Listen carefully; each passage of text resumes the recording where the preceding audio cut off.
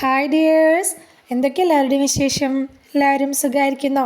അപ്പോൾ മുത്തുമണികളെ, ഞാനിന്ന് വന്നിട്ടുള്ളത് ഒരു അവിയലിൻ്റെ റെസിപ്പി കൊണ്ടാണ്.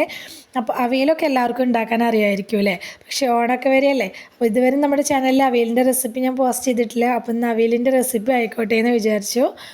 അപ്പോൾ നമുക്കിത് എങ്ങനെ ഉണ്ടാക്കുന്നത് നോക്കിയാലോ? അതിനായിട്ട് ഞാനിവിടെ കുറച്ച് വെജീസൊക്കെ കഴുകി ക്ലീനാക്കി കട്ട് ചെയ്തെടുത്ത് വെച്ചിട്ടുണ്ട്. ഒരു ചെറിയ കഷ്ണം ചേന എടുത്തിട്ടുണ്ട്.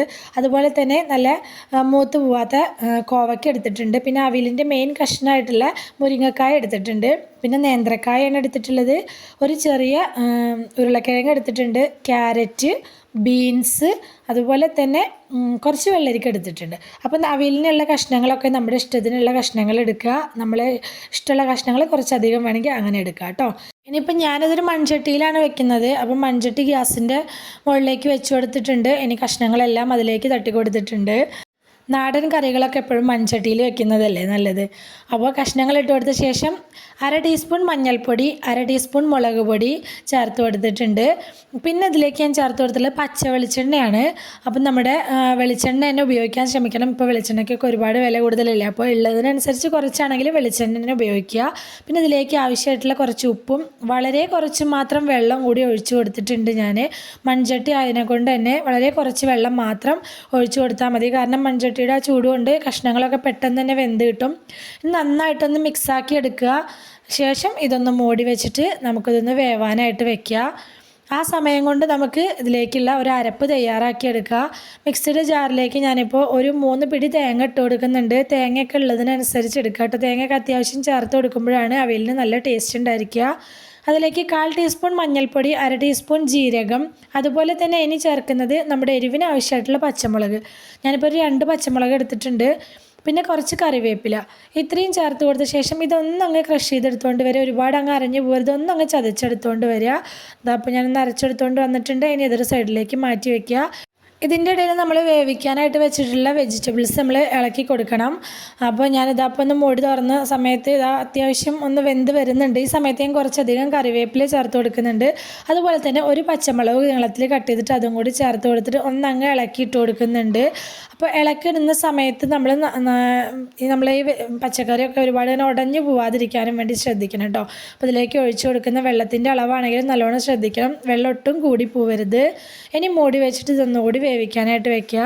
അപ്പോൾ ഈ അവിയൽ പല നാട്ടിലും പല രീതിയിലാണ് അവിയൽ ഉണ്ടാക്കിയെടുക്കുക. തൈരും മാങ്ങയും അതുപോലെ തന്നെ പുളിയും ഒക്കെ ഒഴിച്ചിട്ട് അവിയൽ ഉണ്ടാക്കുന്നത് കണ്ടിട്ടുണ്ട്. ഞങ്ങളുടെ ഇവിടെയൊക്കെ തൈര് ഒഴിച്ചിട്ട് തന്നെയാണ് അവിയൽ ഉണ്ടാക്കുക കേട്ടോ. അപ്പോൾ കഷ്ണങ്ങളൊക്കെ ഒന്ന് വെന്ത് വന്ന സമയത്ത് ഞാൻ തേങ്ങയുടെ അരപ്പാണ് ഇപ്പോൾ ചേർത്ത് കൊടുക്കുന്നത്. ഈ സമയത്ത് തൈര് ചേർക്കുന്നതായിട്ടും കണ്ടിട്ടുണ്ട്. പക്ഷെ ഞാൻ ഇങ്ങനെയാണ് ഉണ്ടാക്കിയെടുക്കൽ കേട്ടോ. അപ്പോൾ ഞാൻ ഉണ്ടാക്കുന്ന ഒരു രീതിയാണ് നിങ്ങൾക്ക് കാണിച്ചു തരുന്നത്. ഇങ്ങനെ ഈ തേങ്ങയുടെ അരപ്പ് ചേർത്ത് കൊടുത്തിട്ട് നന്നായിട്ടൊന്ന് മിക്സാക്കി എടുക്കുക.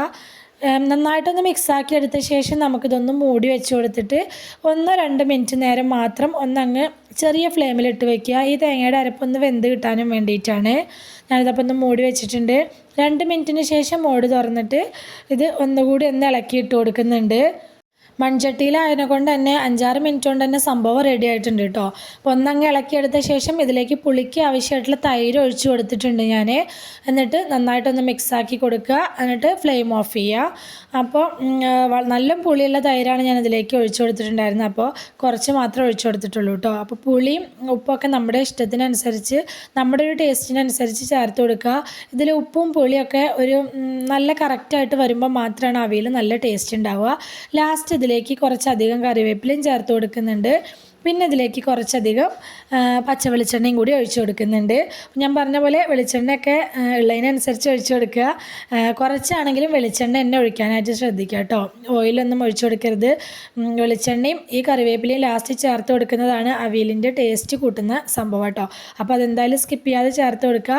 നന്നായിട്ടൊന്ന് ഇളക്കി യോജിപ്പിച്ച ശേഷം അങ്ങ് മൂടി വെച്ച് കൊടുക്കുക. പിന്നെ നമ്മൾ വിളമ്പുന്ന നേരത്ത് എടുത്താൽ മതി. ഇത്രയേ ഉള്ളൂ. സിമ്പിൾ പരിപാടിയാണ്.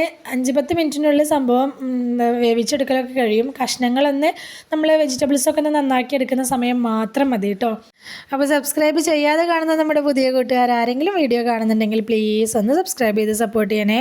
അപ്പോൾ വീഡിയോ ഇഷ്ടമായിട്ടുണ്ടെങ്കിൽ എല്ലാവരും മറക്കാതെ ലൈക്ക് ചെയ്യുക. നിങ്ങളുടെ അഭിപ്രായങ്ങളൊക്കെ കമൻറ്റായിട്ട് പറയുക.